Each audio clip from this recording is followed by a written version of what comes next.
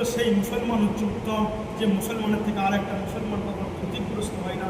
তার চলে যাবে, আমাকে গায়ে কাদা ছিটিয়ে দিয়েছে, ঝগড়া করছে আমার প্রতিবেশী, আমার সাথে জমি জায়গা নিয়ে বিবাদে লিপ্ত, তার উপর আমার কোনো কটু কথা বর্ষণ হবে না, তার উপর আমার হাত বর্ষণ হবে না। এ হাদিস, এটা হচ্ছে ঈমান।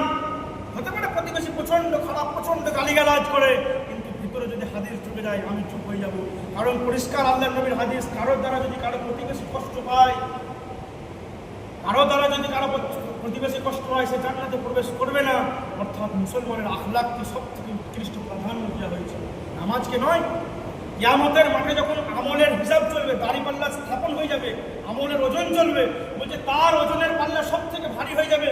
যে তাহাজ্জুদ পড়তো সে নয়, যে 5 ওয়াক্ত নামাজ পড়তো সে নয়, যার আখলাক, তার চরিত্র উত্তম ছিল, যার থেকে কোনো মুসলমান ক্ষতিগ্রস্ত হয়নি। আর এটার নামই তো ঈমান। যে আমার গায়ে আমি রাস্তা দিয়ে বেরোলাম, কেউ